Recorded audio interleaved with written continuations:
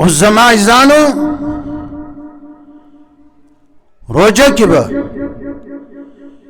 پېشمنۍ به کړې که به نه کړې اوس د رسول الله صلی الله علیه وسلم هدایت د پېشمنۍ باره کې څه عن انس رضي الله تعالى عنه قال قال رسول الله صلى الله عليه وسلم تسحروا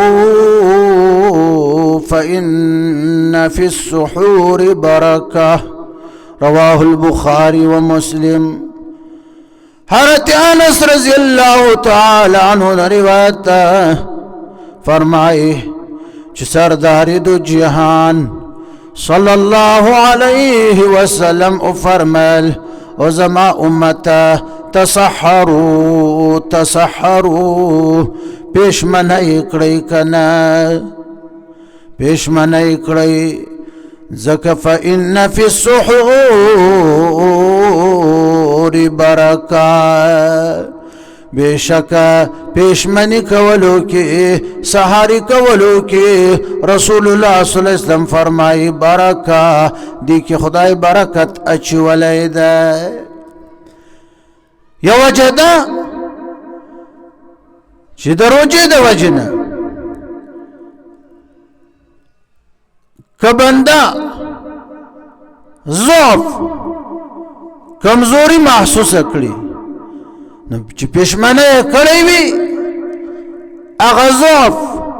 کمزوري بیا نشي محسوسولی پېشمنۍ کړی وي نه کمزوری کی بل دا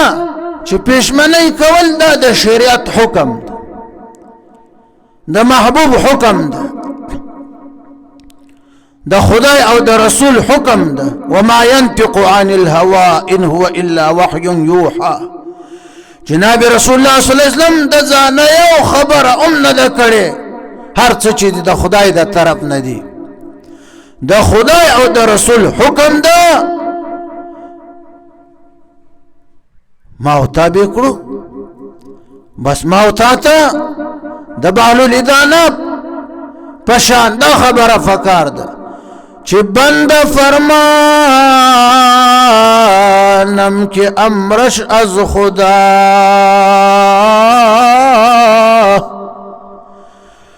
بنده فرمانم که امرش از خدا که گدا باشم گدا باشم گدا